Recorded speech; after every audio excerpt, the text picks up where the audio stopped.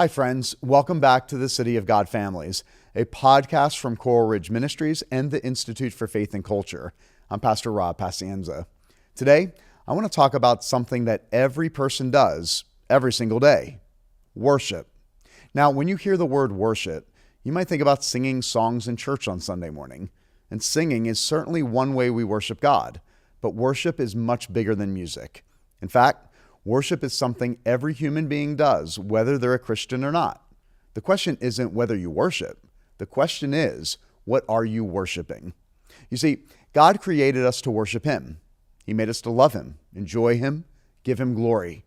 But because we live in a fallen world, we often give our hearts to other things. Some people worship money. Some people worship success. Some people worship sports. Some people worship popularity. Some people worship celebrities, social media influencers, or even themselves. Whatever captures our hearts shapes our lives. That's why worship matters so much. The Bible tells us in Exodus 20, verse 3, "You shall have no other gods before me." When we hear the word God, we often think of a statue or an idol made of stone. But an idol is anything we love more than God, trust more than God, or obey instead of God. An idol can be your cell phone or a video game. An idol can be a sport or an after-school activity.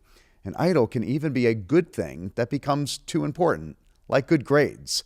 That's why we need to ask ourselves often, what has my attention? What has my affection? What am I most excited about? What do I think about the most? The answer to those questions often reveals what we're worshiping. Now, that doesn't mean sports are bad. It doesn't mean hobbies are bad. It doesn't even mean enjoying good music, movies, or activities is wrong. God gives us many good gifts to enjoy. The problem comes when we begin to love God's gifts more than we love God Himself.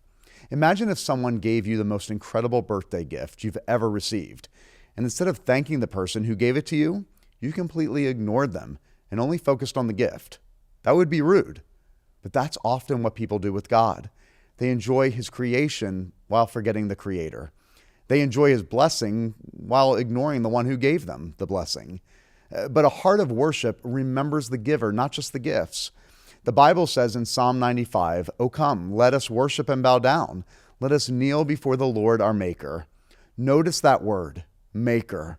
We worship God because He made us. We worship Him because He created the world. We worship Him because He is worthy. And Romans 12, verse 1 tells us to offer our entire lives to God as an act of worship. That means worship isn't exclusive to church. Worship is the way we speak, the way we treat our parents, the way we treat our brothers and sisters, the way we play sports, the way we do our schoolwork, the way we spend our time. Every part of life can become an act of worship when we do it for God's glory.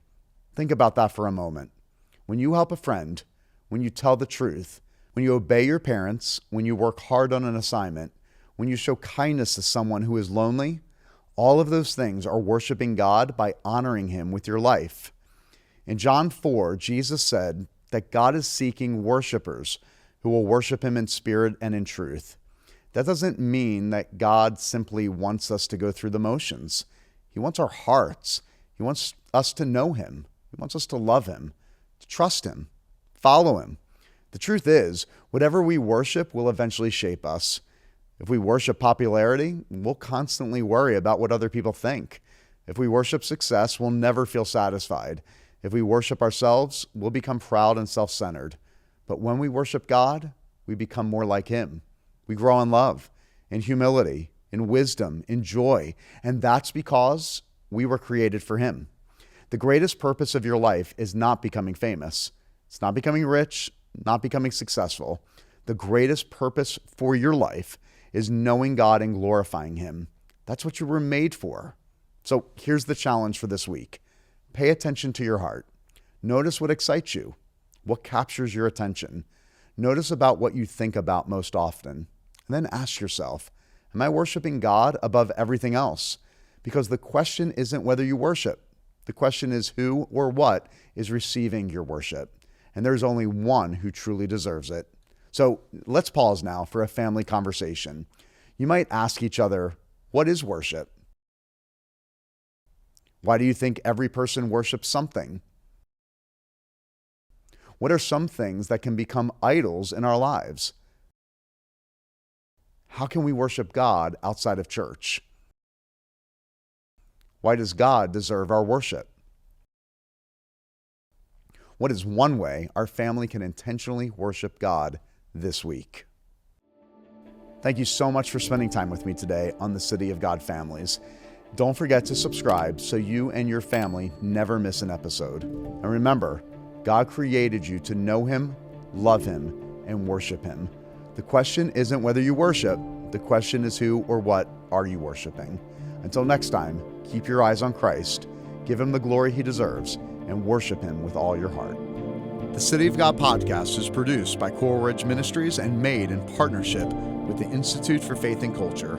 You can listen on Apple Podcasts, Spotify, Amazon Music, or anywhere you get podcasts. A full video version of this podcast is available on YouTube or at watch.crm.tv. This is the City of God podcast, where Christ meets culture.